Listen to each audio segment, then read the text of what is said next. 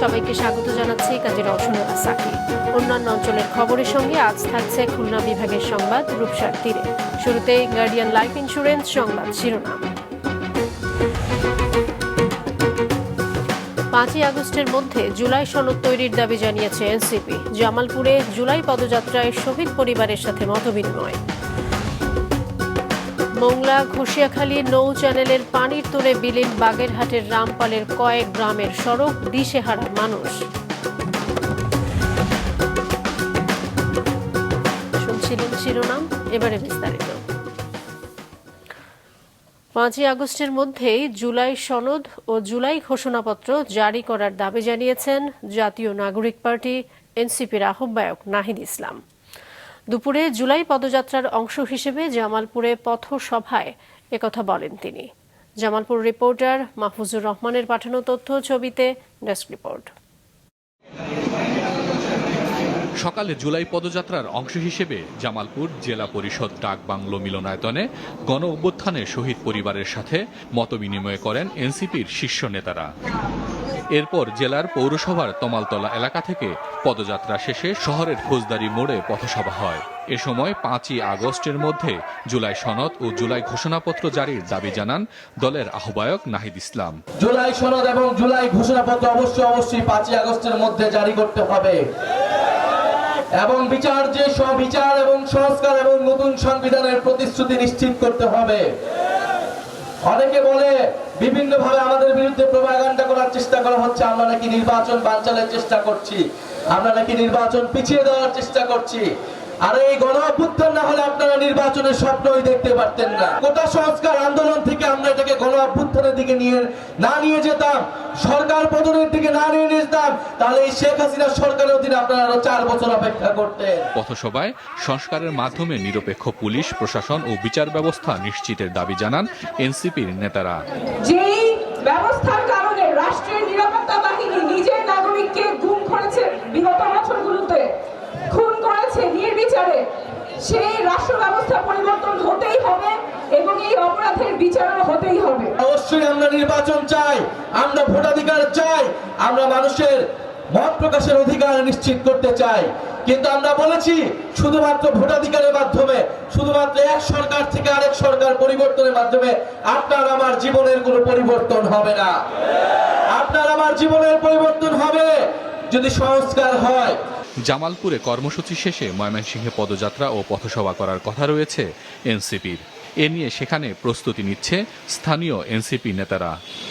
এদিকে জুলাই পদযাত্রার অংশ হিসেবে আগামীকাল গাজীপুরে পদযাত্রা ও পথসভা করার কথা রয়েছে এনসিপির কেন্দ্রীয় নেতাদের। দুপুরে গাজীপুর প্রেস ক্লাবে সংবাদ সম্মেলনে এ তথ্য জানায় স্থানীয় এনসিপি। হাসান মেহেদি, মাছরাঙা নিউজ ডেস্ক। জুলাই পুনর্জাগরণ অনুষ্ঠানমালা উদযাপনের অংশ হিসেবে দেশের বিভিন্ন জেলায় অসহায় অসুস্থ মানুষকে বিনামূল্যে চিকিৎসা সেবা দেওয়ার পাশাপাশি তাদের মাঝে ওষুধ বিতরণ করেছে সেনাবাহিনী। সকালে কুমিল্লা নগরীর শাকতলায় ইঞ্জিনিয়ার্স ইনস্টিটিউশনে অনুষ্ঠিত হয় ফ্রি মেডিকেল ক্যাম্প। এতে অংশ নিয়েছেন কুমিল্লা সেনানিবাসের মেডিসিন, সার্জারি, গাইনি, শিশুরোগ, অর্থোপেডিক্স বিশেষজ্ঞ, মেডিকেল অফিসার ও প্যারামেডিক্সের সমন্বয়ে বিশেষায়িত মেডিকেল দল। রংপুর ইনডোর স্টেডিয়ামে 1000 দুস্থ ও অসহায় মানুষকে বিনামূল্যে স্বাস্থ্য সেবা দিয়েছে সেখানকার সিএমএইচ-এর 5 জন বিশেষজ্ঞ চিকিৎসক। এছাড়া যশোরের ভবদহ এলাকার জলাবদ্ধ মানুষকে বিনামূল্যে চিকিৎসা সেবা দিয়েছে সেনাবাহিনীর 55 পদাতিক ডিভিশন। এদিকে নেত্রকোনায় ছাত্র জনতার গণ অভ্যুত্থান স্মরণে জেলা সিভিল সার্জন ও মেডিকেল কলেজের আয়োজনে স্বেচ্ছায় রক্তদান কর্মসূচি ও মেডিকেল ক্যাম্প হয়েছে।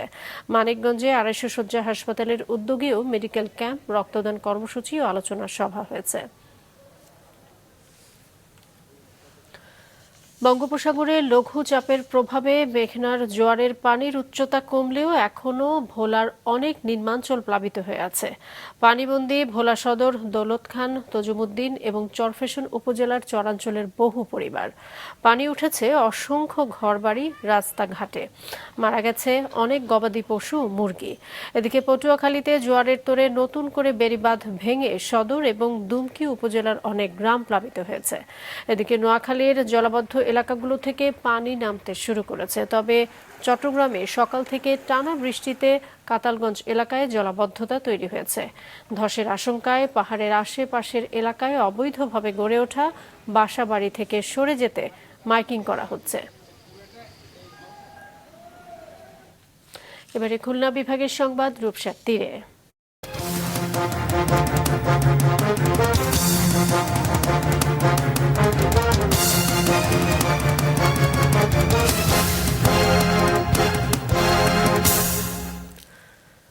নদী ভাঙনে দিশেহারা বাগেরহাটের রামপালের কয়েকটি গ্রামের মানুষ। মোংলা ঘষিয়াখালী আন্তর্জাতিক নৌ চ্যানেলের পানির তোড়ে বিলীন হয়ে গেছে এসব গ্রামের 2 কিলোমিটার সড়ক। বাগেরহাট রিপোর্টার শওকত আলীর তথ্য ও চিত্রে ডেস্ক রিপোর্ট।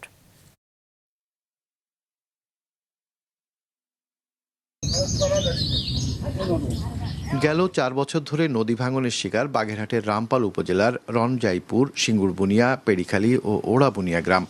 ইতোমধ্যেই বাস্তুচ্যুত হয়েছে এই এলাকার অর্ধশতাধিক বসতির মানুষ। ভাঙনের তীব্রতা বাড়তে থাকায় হুমকির মুখে আরও বসতবাড়ি, ফসলি জমি ও শিক্ষা প্রতিষ্ঠান। এরই মধ্যে ভাঙনে হারিয়েছে নদী তীরবর্তী 2 কিলোমিটারের বেশি সড়ক। ফলে গ্রামের মানুষের চলাচল করাই কষ্ট হয়ে পড়েছে। অনেক স্থানে এলাকাবাসী নিজেরাই রাস্তা মেরামত ও ভাঙন ঠেকানোর চেষ্টা করছেন, তবে সুফল মিলছে না। আমার 1.5 বিঘা জমি ছিল, নদী ভাঙনে চলে গেছে। আমাদের গ্রাম আস্তে আস্তে ভাঙতে ওখানে গেছে। অনেক পরিবার এখানে নিঃস্ব হয়ে চলে গেছে। যে জল আসবে সেখানে তার পেট বড় বানাবে, রাস্তাঘাট গরিবগুলো চলবে, এগুলো দেখার কেউ আছে দেশে? স্থানীয়দের অভিযোগ, বারবার আবেদন জানালেও পানি উন্নয়ন বোর্ড কোনো কার্যকর ব্যবস্থা নেয়নি। তবে পানি উন্নয়ন বোর্ড বলছে ভাঙন প্রতিরোধে কাজ চলছে। বিষয়ে আমরা অবগত আছি, পরিদর্শন করেছি এবং আমাদের ঊর্ধ্বতন কর্তৃপক্ষকে আমরা অবহিত করেছি। ওখানে আমাদের ঊর্ধ্বতন কর্তৃপক্ষের সাথে পরিদর্শন করে তাদের নির্দেশনা মোতাবেক আমরা প্রয়োজনীয় ব্যবস্থা গ্রহণ করব। এলাকাবাসী বলছে স্থায়ীভাবে নদী শাসন ও বেড়িবাঁধ নির্মাণ করা হলে পরিস্থিতির উন্নতি হতে পারে। মাছরাঙা নিউজ ডেস্ক। দীর্ঘদিন ধরে বেহাল নোয়াখালীর সোনাপুর আব্দুল্লাহ মিয়ার হাট সড়কটি। খানাখন্দ আর বড় বড় গর্তে প্রতিদিন ঘটছে ছোট বড় দুর্ঘটনা। সড়কটি নোয়াখালী পৌরসভার হলেও এটি দিয়ে প্রতিদিন যাতায়াত করে সদর এবং কবিরহাট উপজেলার কয়েক হাজার মানুষ। দ্রুত সংস্কারের দাবি ভুক্তভোগীদের। নোয়াখালী প্রতিনিধি মিজানুর রহমান রিয়াদের তথ্য চিত্রে ডেস্ক রিপোর্ট। ছোট বড় গর্তে বেহাল নোয়াখালী পৌর এলাকার সোনাপুর থেকে কবিরহাট আব্দুল্লাহ মিয়ার হাট সড়কের, যা দিয়ে জেলা শহর বিভিন্ন শিক্ষা প্রতিষ্ঠান সহ বিভিন্ন সরকারি দপ্তরে প্রতিদিন যাতায়াত করতে হচ্ছে কয়েক হাজার মানুষকে। দীর্ঘদিন সংস্কার না হওয়ায় এই সড়ক এখন দুর্ভোগ দুর্ঘটনার আরেক নাম। পৌর কর্তৃপক্ষকে সংস্কারের জন্য বারবার বলেও মিলছে না সমাধান।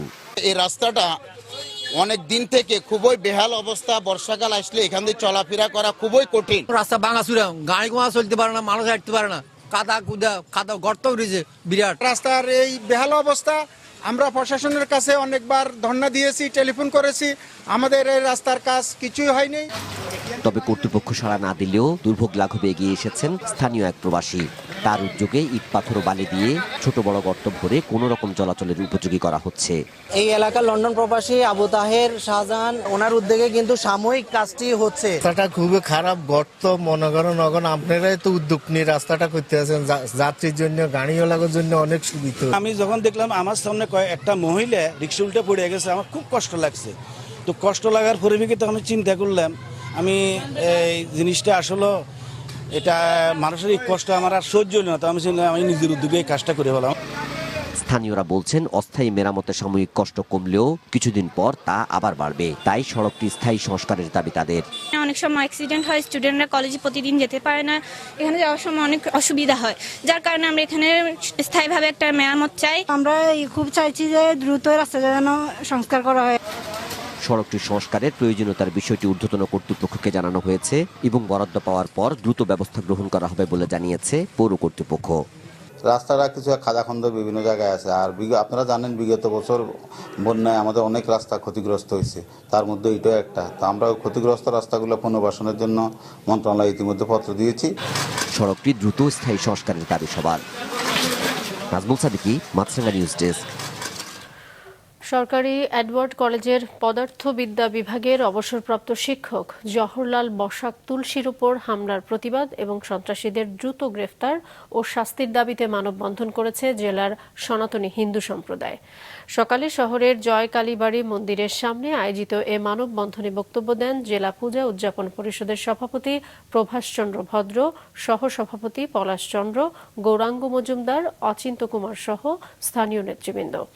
গতকাল রাতে এ শিক্ষকের শিবরামপুরের বাসায় দুই দুর্বৃত্ত ডাকাতির উদ্দেশ্যে হানা দিয়ে তাকে কুপিয়ে জখম করে।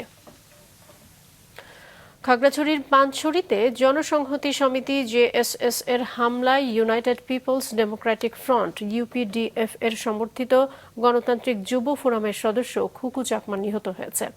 প্রেস বিজ্ঞপ্তিতে তাকে নিজেদের সদস্য নিহতের দাবি করেছে ইউপিডিএফ। এতে বলা হয়েছে, গতকাল বিকেল ৩টার সময় খুকু চাকমা পানছড়ি উপজেলার ২ নম্বর চেঙ্গি ইউনিয়নে উগুদছড়ি গ্রামে বন্ধুর সাথে দেখা করতে গেলে জেএসএস সন্ত লার্মা গ্রুপের পিকলু চাকমার নেতৃত্বে ২০ জনের একটি সশস্ত্র দল খুকু চাকমার উপর গুলি চালায়। এতে ঘটনাস্থলে মারা যায় খুকু চাকমা। গোলাগুলির ঘটনা স্বীকার করলেও জেলা পুলিশ সুপার আরেফিন জুয়েল জানিয়েছেন, হতাহতের কোনো খবর তাদের কাছে নেই। মুন্সিগঞ্জের গজারিয়া উপজেলায় মেঘনা নদীর একটি অবৈধ বালু মহালের আধিপত্য নিয়ে স্থানীয় দুটি সন্ত্রাসী দলের মধ্যে সংঘর্ষের ঘটনায় একজন নিহত হয়েছে, আহত হয়েছে বেশ কয়েকজন। গজারিয়া নৌ পুলিশের উপপরিদর্শক এসআই জাহাঙ্গীর আলম খান জানিয়েছেন, প্রতিপক্ষের গুলিতে নিহত মান্নানের মরদেহ মেঘনা নদীতে একটি ইঞ্জিন চালিত নৌকা থেকে উদ্ধার করা হয়েছে। স্থানীয়রা জানায়, গজারিয়া উপজেলার গুয়াগাছিয়া ও ইমামপুর এলাকার কাছে একটি বালু মহাল নৌ ডাকাত নয়ন পিয়াস গ্রুপের নিয়ন্ত্রণে। ওই বালু মহাল দখল করতে লালু গ্রুপের সদস্যরা নয়ন পিয়াস গ্রুপের উপর হামলা চালালে এ সংঘর্ষের ঘটনা ঘটে। নোয়াখালীর দ্বীপ উপজেলা হাতিয়ার মেঘনা নদীতে ট্রলার ডুবির ঘটনায় মারা গেছে ২ জন। স্থানীয় জেলেরা জানিয়েছে, ভোরে সুখচর ইউনিয়নের পশ্চিম পাশের মেঘনা নদীতে মাছ ধরা শেষে ট্রলার নোঙর করে সবাই ঘুমাচ্ছিল। এ সময় মালবাহী একটি বাল খেয়ে ট্রলারটিকে ধাক্কা দিলে সেটি উল্টে যায়। এ সময় ২ জেলের সাঁতরে উঠতে পারলেও ৩ জন ডুবে যায়। পরে রহমত নামে একজনকে অচেতন অবস্থায় এবং সকালে সাকিব ও দুপুরে আরাফাতের মরদেহ নদী থেকে উদ্ধার করা হয়। দেশের বিভিন্ন জেলায় প্রতিদিনই ডেঙ্গু রোগী শনাক্ত হচ্ছে। গেল ২৪ ঘন্টায় কুমিল্লায় ডেঙ্গু পরীক্ষা করা হয়েছে ৩৮৭ জনের, এদের মধ্যে শনাক্ত হয়েছে ৬৬ জন। পটুয়াখালীতে নতুন করে ৩০ জন রোগী ডেঙ্গু আক্রান্ত হয়ে জেলার বিভিন্ন সরকারি হাসপাতালে ভর্তি হয়েছে। চাঁপাইনবাবগঞ্জে আরও ২০ জন ডেঙ্গু আক্রান্ত হওয়ায় চলতি বছরের শুরু থেকে এ পর্যন্ত আক্রান্তের সংখ্যা হয়েছে ১৩২৬ জন। মানিকগঞ্জে নতুন ১১ জন সহ এ পর্যন্ত ডেঙ্গু আক্রান্তের সংখ্যা ২৬৬ জন। ২৪ ঘন্টায় যশোরে ৭ জন এবং নোয়াখালী ও রাজবাড়ীতে ৩ জন করে ডেঙ্গু আক্রান্ত হয়েছেন। বাগেরহাটে অতিবৃষ্টিতে মশার উপদ্রব বেড়ে যাওয়ায় পৌর এলাকাগুলোতে ফগার মেশিন দিয়ে ওষুধ দেয়া হয়েছে।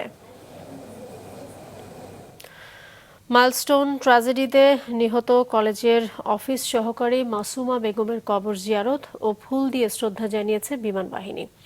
দুপুরে উইং কমান্ডার এবিএম সরওয়ার জাহানের নেতৃত্বে ভোলার বোরহানউদ্দিনের মোল্লারহাট গ্রামে মাসুমা বেগমের বাড়িতে যায় বিমান বাহিনীর একটি দল। এ সময় তার পরিবারকে সব ধরনের সহযোগিতার আশ্বাস দেয় বিমান বাহিনী। মাসুমা জীবনের ঝুঁকি নিয়ে শিক্ষার্থীদের বের করার সময় অগ্নিদগ্ধ হন। পরে চিকিৎসাধীন অবস্থায় ২৬শে জুলাই মারা যান তিনি। এদিকে গাজীপুরে মাইলস্টোন স্কুল অ্যান্ড কলেজের নিহত শিক্ষার্থী আব্দুল মোবাশ্বের মাকিন, সায়মা আক্তার ও অভিভাবক আফসানা আক্তার প্রিয়ার কবরে গার্ড অব অনার ও শ্রদ্ধা জানিয়েছে বিমান বাহিনী। ২০ ঘন্টা পেরিয়ে গেলেও উদ্ধার হননি গাজীপুরের টঙ্গীতে ম্যানহোলে পড়ে নিখোঁজ নারী। এ ঘটনায় ৪ সদস্যের তদন্ত কমিটি গঠন করেছে সিটি কর্পোরেশন। আগামী ৭ কর্মদিবসের মধ্যে তদন্ত রিপোর্ট জমা দেওয়ার কথা কমিটির। গতরাতে জেলার টঙ্গীতে ঢাকা ময়মনসিংহ মহাসড়কের পাশে গাজীপুর সিটি কর্পোরেশনের অসতর্কতায় ঢাকনাবিহীন একটি ম্যানহোলে পড়ে যান ওই নারী। সন্ধান না পেয়ে ফায়ার সার্ভিসে খবর দেন এলাকাবাসী। খবর পেয়ে ফায়ার সার্ভিসের একটি ইউনিট ঘটনাস্থলে পৌঁছে ওই নারীকে উদ্ধারে চেষ্টা চালাচ্ছে। যে ড্রেনের মধ্যে এই ঘটনাটি ঘটলো, যে নর্দমায়, এই নর্দমাটি সিটি কর্পোরেশনের আওতাভুক্ত কোনো নর্দমা নয়। এটি হচ্ছে আমাদের ঢাকা ময়মনসিংহ যে হাইওয়ে, এখানে সড়ক জনপথ বিভাগের একটি প্রকল্প বাস্তবায়ন হচ্ছে, আপনারা জানেন বিআরটি প্রকল্প, বাস র্যাপিড ট্রানজিট প্রকল্প। সেই প্রকল্পটি এখনো পর্যন্ত বাস্তবায়নাধীন এবং এই প্রকল্পের ড্রেনের মধ্যে এই ঘটনাটি ঘটেছে। ভরা মৌসুমেও নদ নদী ও সাগরে পর্যাপ্ত ইলিশের দেখা পাচ্ছেন না জেলেরা।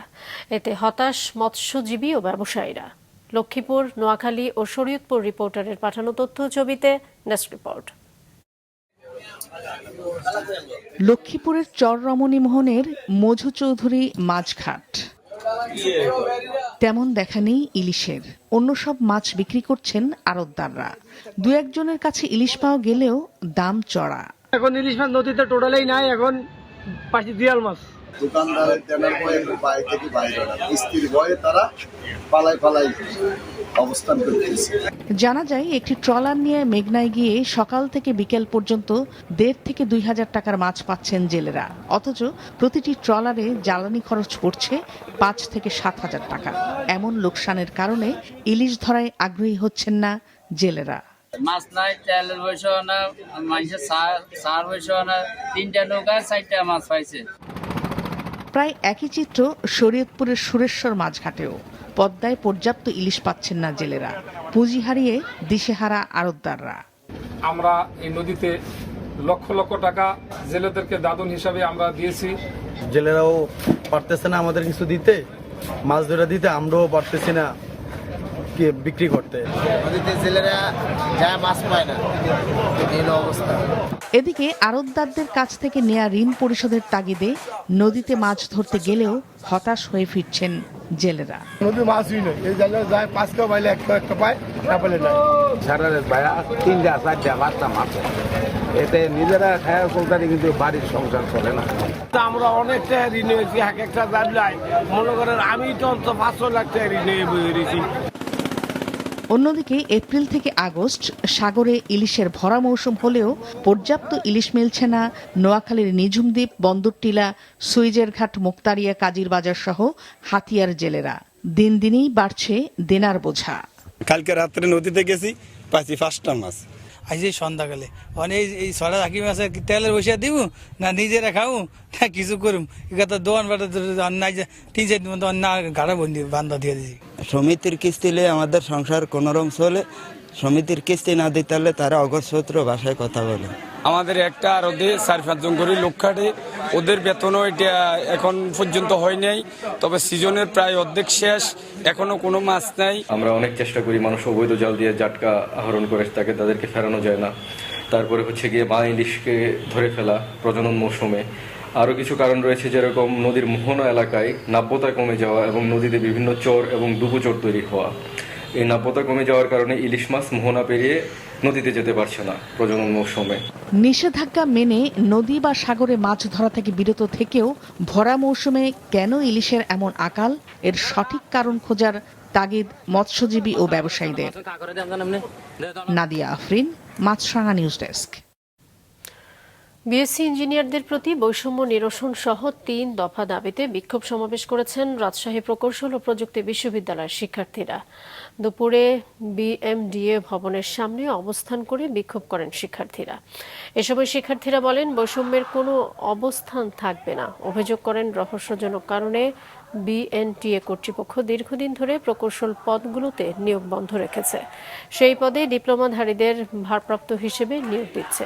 এর ফলে প্রকৃত প্রকৌশলীরা তাদের অধিকার থেকে বঞ্চিত হচ্ছেন।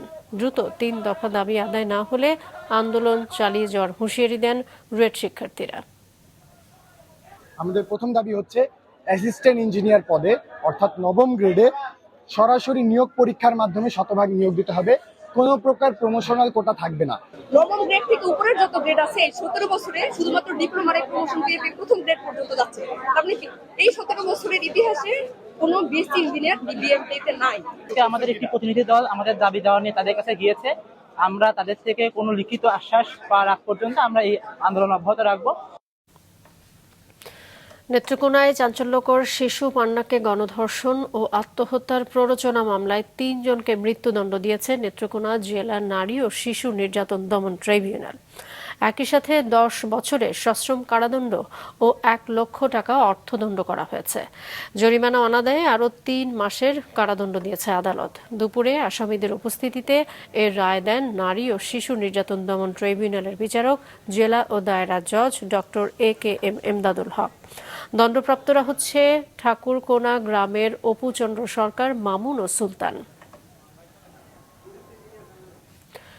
নিজস্ব ক্যাম্পাস নির্মাণের দাবিতে সিরাজগঞ্জের শাহজাদপুরে মহাসড়কেই প্রতীকী পাঠ দান করেছেন রবীন্দ্র বিশ্ববিদ্যালয়ের শিক্ষকরা। সকাল 10টা থেকে 11:30 পর্যন্ত শাহজাদপুর উপজেলার ঢাকা পাবনা মহাসড়ক অবরোধ করে প্রায় 2 ঘণ্টা ব্যাপী চলে প্রতীকী এই পাঠদান কর্মসূচি। এতে ভোগান্তিতে পড়েন ওই পথে চলাচলকারীরা। বিশ্ববিদ্যালয়ের জন্য 225 একর জমি বরাদ্দ থাকলেও বর্তমানে ভাড়া করা 2টি বাড়িতে চলছে একাডেমিক ও প্রশাসনিক কার্যক্রম। দ্রুত নিজস্ব ক্যাম্পাস নির্মাণের দাবিতে রবীন্দ্র বিশ্ববিদ্যালয়ের শিক্ষক শিক্ষার্থীদের। রবীন্দ্র বিশ্ববিদ্যালয়ের নবম প্রতিষ্ঠা বার্ষিকী হয়ে গেল গত 26 জুলাই, কিন্তু এখন পর্যন্ত আমাদের প্রস্তাবিত অষ্টমবারের মতো সংশোধিত ডিপিপিটি এটনেকে পাশ হয়নি। আমরা বারবার সরকারকে বলার পরেও আমাদের কোনো স্থায়ী ক্যাম্পাস আমাদের দিচ্ছে না। সেই জন্য আমাদের আজকের এই কর্মসূচি। আশা করব সরকার আমাদের দিকে দৃষ্টি দেবেন। এখন পর্যন্ত আমরা কখনো একসাথে যে ক্লাসটি করতে পারিনি, সেই দুঃখ কিন্তু আমাদের প্রথম থেকেই ছিল, অর্থাৎ এক ছাদের নিচে আমরা কখনো আসতে পারিনি। ডিপিপি 7 বার সংশোধনের পরে, অষ্টমবার দেওয়ার পরেও সেটা পাস হয়নি বা হচ্ছে না কোনো একটা কারণে। সেটার জন্য আপনারা জানেন আমরা পথে নেমেছি। মাছরাঙা দেশের সংবাদ শেষ করার আগে গার্ডিয়ান লাইফ ইন্স্যুরেন্স সংবাদ শিরোনামগুলো আরও একবার। 5 আগস্টের মধ্যে জুলাই সনদ তৈরির দাবি জানিয়েছে এনসিপি। জামালপুরে জুলাই পদযাত্রায় শহীদ পরিবারের সাথে মতবিনিময়।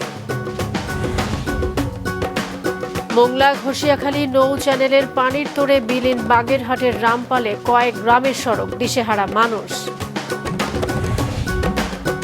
দীর্ঘদিন ধরে বেহাল নোয়াখালীর সোনাপুর আব্দুল্লাহ মিয়ার হাট সড়ক, বড় বড় গর্তে প্রায় প্রতিদিনই হচ্ছে দুর্ঘটনা, দ্রুত সংস্কারের দাবি।